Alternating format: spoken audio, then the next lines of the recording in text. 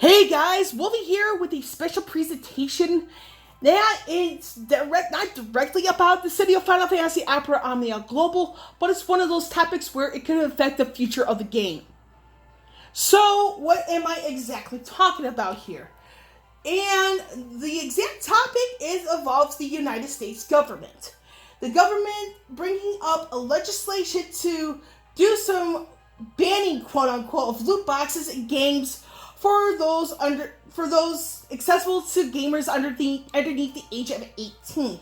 So what I'm going to go over here real quickly is what do we know about the legislation and some historical aspects of it, the potential effects it has should it get passed and later be declared constitutional, and my personal opinion on the matter.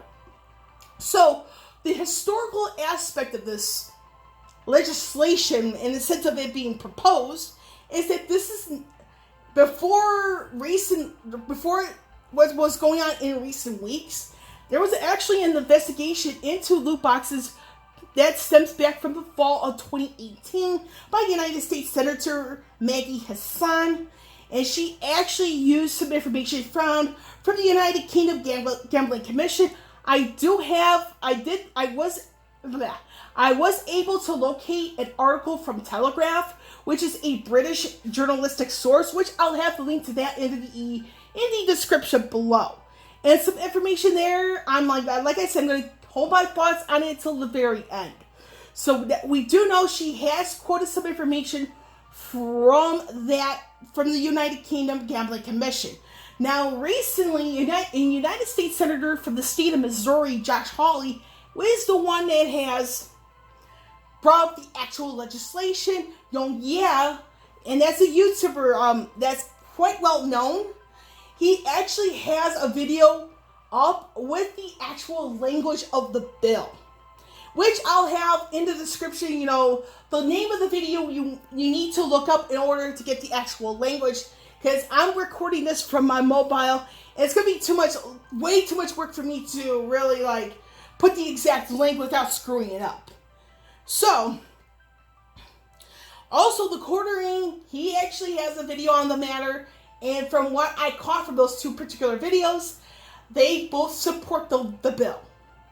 And speaking of the actual bill, the bill has gained bipartisan support because Hawley is a Republican senator. There were two Democratic senators that have jumped on the bandwagon and support the legislation. Now, there's another YouTuber out there by the name of Final Fantasy Peasant. He's also brought this up with loot boxes for some time. I forgot the exact date, but he doesn't. He has his own opinions on it. I do strongly recommend checking him out, and that way, you can get an idea of how he thinks, because he's a Final Fantasy fan, but he's very honest and very pure in my personal opinion of him.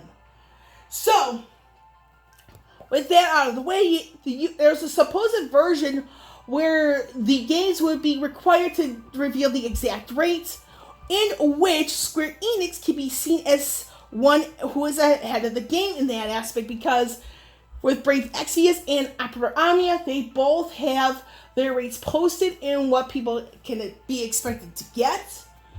And this is as far as I know. Now, the state of Hawaii had their own version of the legislation, but instead of being under 18, it would have been restricted to those 21 and up, who live in the state of Hawaii. Now, another aspect here is that the Final Fantasy Brave Exvius subreddit has already 3 tales at least, and this is to my knowledge, where people were spending money on the game to where their lives were affected in a negative way. Now, with the whole thing with the pay-to-win loot box aspect, although this is more known in the mobile games, some of the non-mobile games are starting to pick up on this to gain the quote-unquote quick buck. And some of this coming from the AAA studio.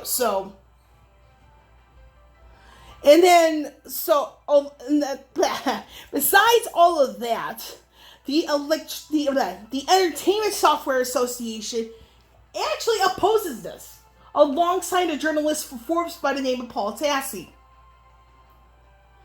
The ESA supposedly claims they have tools to only allow adults to spend money on games with loot boxes. And again, I'm going to get to my opinion on that later. Paul Tassi feels that the legislation would give the U.S. government much more control than they already do. Again, I'm going to get into that, my opinion on that a little later. And the thing is with loot boxes, they've been around for longer than some of us think. And I want to say the year that I noticed it was around 2013. Possibly before that, but we don't know for sure. And the reason why I say 2013, because again, that's why I was getting into mobile games with the whole loot box aspect on it. So, and there I do have some other notes here. I will say though that with the Forbes article, is that that Paul Tassi did omit some very important information, and the very important information is from Reddit, because people do post on Reddit. And the information from Reddit was made into articles of their own. Now we're going to get into the potential effects because, like I said, but before I'm going to go into the potential effects, I do want to give some information on what could happen, on the opposite end. And by that, if this bill is not passed, or alternatively, if this is declared unconstitutional by the United States Supreme Court, things continue to where they were, or the individual gaming companies take matters into their own hands. So that's the only thing we do know. If this bill does not get passed, or if it's declared unconstitutional by the United States Supreme Court, or if this bill does not get passed at all. And the way things get passed, in the sense of bills become a law in the United States, it either gets signed by the head of the administration, or the head of the administration vetoes it, but the Congress, both sides, in this case the House of Representatives and the Senate on the federal level, both override it with a majority. And of course, the thing is with the constitutional and unconstitutional aspect, it's pretty much at least a 5-4 aspect that it has to be, that determines what's declared unconstitutional, what's declared unconstitutional. So anywho, the potential effects on if this bill is passed and it's later declared constitutional, knowing that there are people that are going to try to make this much more difficult than it already seems. So let's just pretend this bill gets passed and it's declared constitutional. So this could very well force gaming companies to retool the games left, right, and center. And this includes changing the needed mechanics so that those playing 18 and up can play the game. Regardless if it's Opera Omnia or Record Keeper or Break Exvius or Mobius Final Fantasy, any game that has the loot box element in it. Now, we're going to go into another topic. We're going to go into a topic where other countries are involved. Other countries could very well be inspired by the U.S., what they're doing, and create their own legislation. And the reason why I say this part now is that Electronic Arts, EA, and the ESA were summoned to the United Kingdom Parliament's Digital Culture, Media, and Sport Committee, area in the UK, to discuss the whole thing with loot boxes. And again, YongYea, the Quartering, they have videos that discuss the whole visit. And the person who represented both EA and ESA, the person didn't appear to know what she was talking about. And yes, it is a female. So YongYea actually has the video where the woman was actually talking about it, where the Quartering has the article online. So I'll have the link in the description on top of the 2 original videos, and the link from the Telegraph will be the video on this matter. So again, one of the potential effects outside of what I just said for the games to be retooled is that more countries get inspired by this, make up their own legislation over the matter. And the reason why I kind of say this this now is that the United States market could very well be the one market that is too big for global to ignore. And that could very well change a lot of, just about everything we know about video games. It's the exact market that inspires others.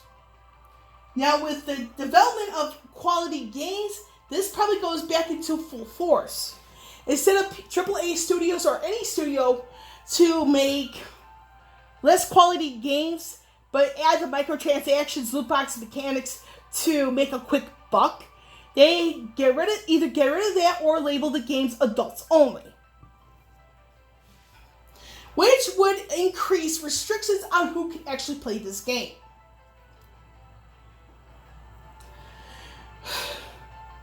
So another potential effect would be a loss of revenue.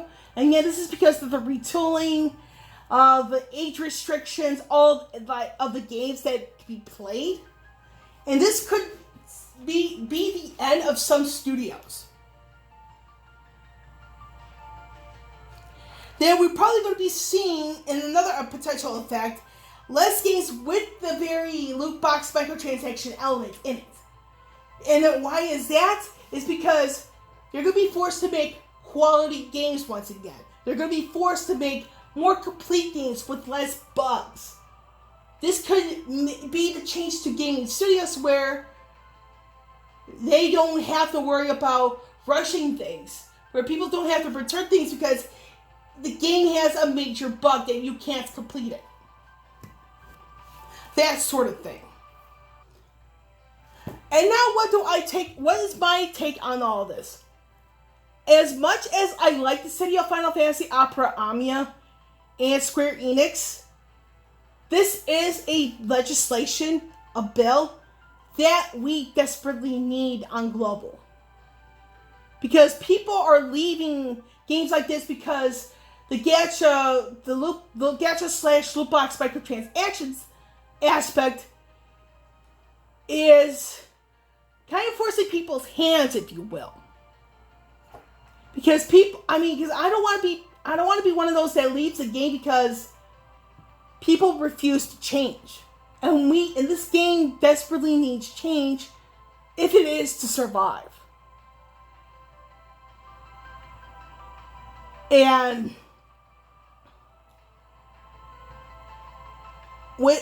I'm trying to formulate a proper thought on this, but we all need to be talking about this. Every last Dissidia Final Fantasy Opera Omnia player, regardless if you're JP or if you're global, we need to be talking about this. Because the less we talk about it, the more the government's going to get involved. And what the government's going to do is going to be something that really turns us off from playing this game. And unless that's something you guys really want, unless you want Square Enix to continue whatever practices they have, then things will only get worse, not better. And I will end it on that. With Wolvie here, signing off. I will catch you all on the flip side.